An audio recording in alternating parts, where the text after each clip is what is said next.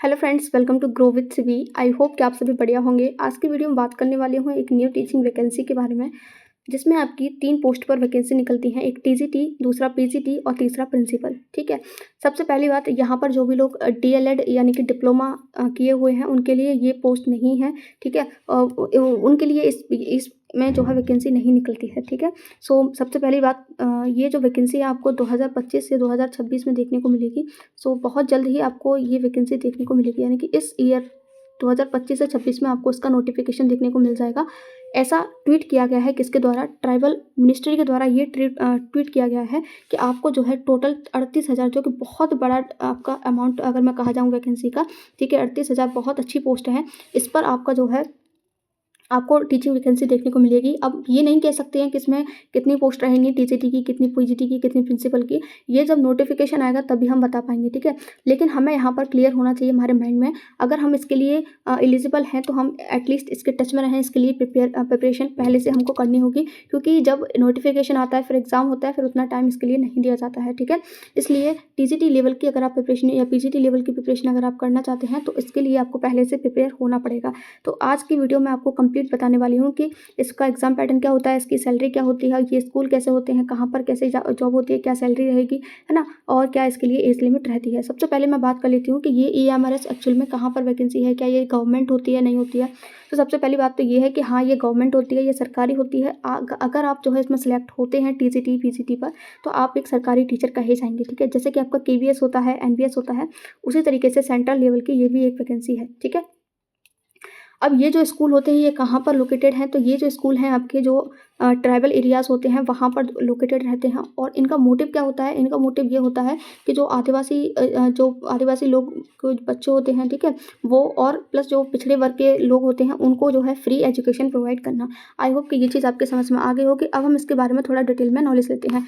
ये जो नोटिफिकेशन है वो 2023 का है। 2023 में ये वैकेंसी आई थी, जिसमें आपका हम बात करेंगे सिर्फ टीजीटी पोस्ट की। ठीक है। क्योंकि टीचिंग वैकेंसी के लिए हमारे लिए वही इंपॉर्टेंट है। तो सबसे पहले अगर मैं बात करती हूँ तो टीजीटी के लिए हमारी फॉर्म फी क्या रहती है, तो 1500 रुपये आपके फॉर्म के लिए चार्ज किए जाते हैं। ठीक है। अगर आप कहेंगे तो मैं पीजीटी का भी बना दूंगी कि पीजीटी का एग्जाम पैटर्न क्या होता है, पीजीटी की एज लिमिट क्या होती है, उसके बारे में बता देंगे। लेकिन इस वीडियो में हम सिर्फ टीजीटी के बारे में बात करेंगे। ठीक है। और आपका सब्जेक्ट कॉम्बिनेशन क्या रहना चाहिए, सब कुछ इस वीडियो में कंप्लीटली बात करने वाले हैं। इसलिए वीडियो अच्छी लगे तो प्लीज़ वीडियो को लाइक कर देना, चैनल पर नए हो चैनल को सब्सक्राइब जरूर कर लेना। सबसे पहले यहाँ पर देखिए, जब लास्ट टाइम वैकेंसी आई थी तो टीजीटी की 5,500 लगभग वैकेंसी हम यहाँ पर बोल सकते हैं। ठीक है। अब यहाँ पर टीजीटी की अलग अलग वैकेंसी आई थी, अलग अलग सब्जेक्ट में आप देख सकते हैं। हिंदी की आई थी, इंग्लिश की आई थी, मैथ्स एंड सोशल स्टडीज़ की आई थी और साइंस। ठीक है। तो इन सब्जेक्ट्स में अलग अलग वैकेंसी आई थी, अलग अलग कैटेगरी आप देख सकते हैं। UR में यानी कि जनरल में कितनी थी, EWS में कितनी थी, तो इस तरीके से आप देख सकते हो। लेकिन अभी इस डेटा से हमें कोई मतलब नहीं है, क्योंकि हमारा जो डेटा है, जो वैकेंसी हमें देखने को मिलेगी, हमें उससे मतलब रहेगा, तो वो हमें बहुत जल्द देखने को मिलेगा। ठीक है। हमें यहाँ पर क्या देखते हैं, एग्जाम पैटर्न देखेंगे और हमारा एज लिमिट वगैरह वो क्राइटेरिया हमको पता होना चाहिए, जिससे हम ये पता कर सकें कि हम इसके लिए एलिजिबल हैं या नहीं हैं। ठीक है। तो सबसे पहली बात हम यहाँ पे बात कर लेते हैं कि इसकी सैलरी क्या होती है। तो अप्रॉक्स अगर मैं आपको बताऊँ तो लगभग 70 से 80 हज़ार जो है इसकी क्या होती है, सैलरी होती है। तो काफ़ी अच्छी सैलरी है, आप इसको बहुत अच्छी सैलरी मान सकते हैं टीजीटी लेवल की पोस्ट पर। ठीक है। मोड ऑफ एग्जामिनेशन क्या होता है, तो ये आपका जो पेपर होता है OMR बेस्ड होता है, पेन और पेपर, यानी कि आपको एक OMR शीट दी जाती है और आपको पेन से गोले फिल करने होते हैं। ठीक है। तो ऑनलाइन नहीं होता है, ये ऑफलाइन होता है और OMR बेस्ड आपका पेपर होता है। आई होप को ये पता चल गया होगा। Choice of medium of question paper, तो आपका जो क्वेश्चन पेपर है वो हिंदी और इंग्लिश दोनों ही लैंग्वेज में रहता है।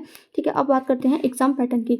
एग्जाम पैटर्न आपका जो है, ये जो एग्जाम होता है टोटल 120 नंबर का होता है और ऑब्जेक्टिव रहता है, यानी कि MCQ आपके जो है क्वेश्चन रहने वाले हैं।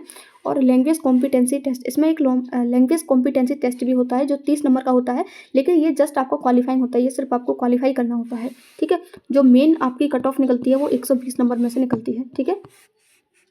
अब देखिए यहाँ पर बात कर लेते हैं कि आपको जो 120 क्वेश्चन पूछे जाएंगे और जो 120 नंबर हैं वो किस में से लाने हैं, आई मीन कितने सब्जेक्ट आपको उसके लिए पढ़ने होंगे। सो फर्स्ट सब्जेक्ट जो आपको पढ़ना होगा वो आपका GA यानी कि जनरल अवेयरनेस। इसके जो क्वेश्चन आएंगे वो 10 क्वेश्चन आएंगे और एक क्वेश्चन 1 नंबर का रहेगा। इस तरीके से 10 नंबर आपके हो गए। दूसरा सब्जेक्ट जो आपका रहेगा वो रहेगा रीजनिंग के भी आपके 10 क्वेश्चन रहेंगे और 10 नंबर के, यानी कि एक क्वेश्चन 1 नंबर का। तीसरा आपका हो गया नॉलेज ऑफ ICT यानी कि कंप्यूटर आप बोल सकते हैं, इसके भी 10 क्वेश्चन रहेंगे 10 नंबर के, यानी एक क्वेश्चन 1 नंबर का। चौथा जो सब्जेक्ट आपको पढ़ना होगा वो है टीचिंग एप्टीट्यूड। इसके लिए आपको जो है कोई अलग से एफर्ट्स डालने की ज़रूरत नहीं है। जो आपने सीटेट क्वालिफाई किया होगा, है ना, वही आप पढ़ लेना। जो पेडागोजी है उसी से रिलेटेड पूछा जाता है। तो इसके भी 10 क्वेश्चन आएंगे 10 नंबर के, यानी कि एक क्वेश्चन आओगे आपका 1 नंबर का। जो 5वां सब्जेक्ट है वो आपका मेन सब्जेक्ट है, यानी कि जिस सब्जेक्ट से आप टीजीटी का फॉर्म फिल करोगे, मान लीजिए कोई हिंदी से करेगा, कोई मैथ से करेगा, कोई साइंस से करेगा, ठीक है। अब बारी आती है उसकी, तो वो जो है आपका 80 मार्क्स का रहेगा, ठीक है। कितने मार्क्स का? 80 मार्क्स का। उसमें भी देखिए आपका क्या क्या पूछा जाएगा। एक तो आपका सब्जेक्ट स्पेसिफिक हो गया, है ना। दूसरा, सब्जेक्ट स्पेसिफिक के जो क्वेश्चन है उसमें सिर्फ 65 आएंगे। कितने? 65 आएंगे। उसके अलावा यहाँ पर आप देख पा रहे हैं जो आपका बी ऑप्शन है, experiential activity based pedagogy and case study based question जो रहेंगे वो आपके, देखिए इसमें भी पेडागोजी है, ठीक है। तो 10 नंबर का आपका पेडागोजी क्वेश्चंस रहेंगे, ठीक है। सी NEP, यानी कि जो NEP है उससे, और डी आपका खेलो India, fit India and other जो प्रोग्राम होते हैं गवर्नमेंट और इंडिया के, ठीक है। इस तरीके से 5 नंबर के ये दोनों आएंगे, सी और डी, ठीक है। 10 नंबर की आपकी पेडागोजी रहेगी और 65 नंबर का आपका खुद का सब्जेक्ट रहेगा, सब्जेक्ट के क्वेश्चन रहेंगे, ठीक। इस तरीके से टोटल 80 क्वेश्चन होते हैं और 80 नंबर के होते हैं। और जब टोटल हो जाता है आपका, वो हो जाता है 120 क्वेश्चन और 120 नंबर के, ठीक है। यानी एक क्वेश्चन 1 नंबर का होता है। इसके लिए आपको टाइम कितना दिया जाएगा? तो इसके लिए आपको 3 घंटे दिए जाएंगे। कितने घंटे दिए जाएंगे? 3 घंटे दिए जाएंगे। अब यहाँ पे क्वेश्चन आता है क्या इसमें नेगेटिव मार्किंग भी होती है? तो येस, इसमें नेगेटिव मार्किंग भी होती है। और 1/4 यानी कि 0 पॉइंट अभी मैं आपको दिखाऊंगा। उससे पहले हम इसके बारे में बात कर लेते हैं लैंग्वेज कॉम्पिटेंसी टेस्ट के बारे में। तो आपका लैंग्वेज कॉम्पिटेंसी टेस्ट यहाँ पर होता है, जिसमें से आपको 40% मार्क्स लाना कंपलसरी होता है। ये आपको क्वालिफाई करना होता है, ठीक है। क्वालिफाई करना भी मैंडेटरी है इसको, यानी कि 30 का 40% अगर हम बात करें तो लगभग 12 मार्क्स, 10 से 12 नंबर, 30 का 40%, 12 मार्क्स आपको यहाँ पर स्कोर करना होता है, ठीक है। आई होप कि ये चीज़ आपके समझ में आ गई होगी। और नेगेटिव मार्किंग की अभी मैं आपको दिखा देती हूँ। आई थिंक 1/4 ही होती है, ठीक है। अब हम यहाँ पे बात कर लेते हैं, ये आपका दे रखता है हॉस्टल वार्डन का, उससे हमें कोई मतलब नहीं है। हम यहाँ पर देखते हैं नेगेटिव मार्किंग। तो ये आप देख सकते हैं 1 mark shall be awarded to every correct answer and 0.25 shall be deducted for every incorrect answer, यानी कि 0.25 की आपकी क्या है? नेगेटिव मार्किंग है।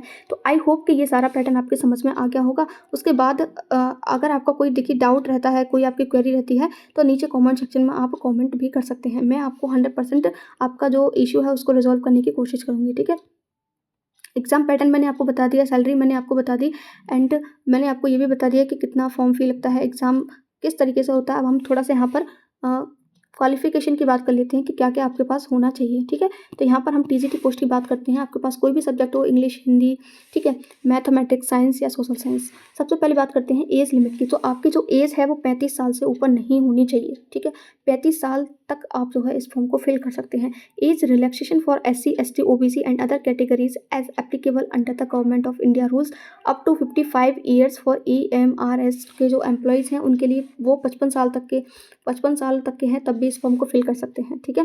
SC, ST और जो OBC कैटेगरी हैं वाले जो स्टूडेंट हैं, जो गवर्नमेंट है, ठीक है, उसके अकॉर्डिंग जो है वो इसके लिए एलिजिबल हो जाते हैं, ठीक है।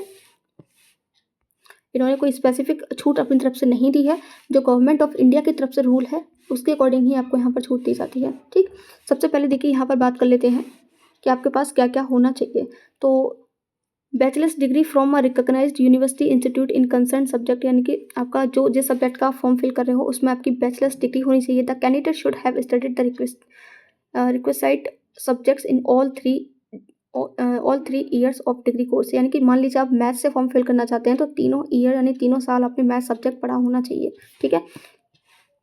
उसके अलावा आपके पास यहाँ पर BEd यानी कि बैचलर ऑफ एजुकेशन होना चाहिए। एंड आपका क्या होना चाहिए? सीटेट एग्जाम जो है, सीटेट पेपर 2 आपका यहाँ पर क्वालिफाई होना चाहिए। तो आई होप कि ये सारे डाउट्स आपके यहाँ पर एज लिमिट और क्वालिफिकेशन को लेकर के क्लियर हो चुके होंगे। जैसे आप यहाँ देख सकते हैं for TCT English as a subject in all the 3 years of degree course, यानी कि इंग्लिश आपका जो है 3 साल रहना चाहिए ग्रेजुएशन की। ऐसे ही हिंदी का है, Hindi as a subject in all 3 years of degree course, ठीक। फॉर TCT मैथ्स के लिए आपके पास क्या होना चाहिए? Bachelors degree in mathematics along with physics and any one of the following subject. आपके पास फिजिक्स के साथ साथ इन सभी में से कोई सा भी सब्जेक्ट हो सकता है, ठीक है। Next in case of such university which provide for only 2 subject out of the 6 as mentioned above in the final year of graduation। यानी कि बहुत सारी यूनिवर्सिटी ऐसी होती हैं जहाँ पर लास्ट ईयर में केवल 2 ही सब्जेक्ट रह जाते हैं। ऐसे में the candidate should have studied math and physics in the final year. तो आपके पास फाइनल ईयर में मैथ और फिजिक्स होना चाहिए, ठीक है, ये बात आपको ध्यान रखनी है। And 3 subject math, physics and chemistry in the first and second year of graduation. Next है candidates who have passed BSc degree with honours in math subject would be considered eligible only if they have studied physics and chemistry, computer science, statistics in any of the tier 2 years of the course. Candidates with BSc in physics or chemistry are not eligible for the post of TGT maths। ठीक है, तो ऐसे student जिन्होंने physics और chemistry में कर रखा है, मैथ्स नहीं था उनके पास, वो TGT मैथ्स के लिए एलिजिबल नहीं रहेंगे। ऐसे ही आप TGT साइंस के लिए यहाँ पर देख सकते हैं बॉटनी, जूलॉजी एंड केमिस्ट्री ये आपके पास होना चाहिए। ठीक है, आई होप कि ये चीज़ आपके समझ में आ गई होगी। मैंने सब कुछ यहाँ पर क्लियर कर दिया है। स्टिल अगर आपके कोई डाउट है तो आप यहाँ पर पूछ सकते हैं। ये देखिए B.Ed डिग्री सभी के पास होना चाहिए फॉर ऑल TGTs, ठीक है, और आपका सीटेट जो है यहाँ पर पास होना चाहिए। ठीक, तो ये थी आज की कंप्लीट इन्फॉर्मेशन। आई होप आपको वीडियो अच्छी लगी होगी। Thank you so much for watching this video.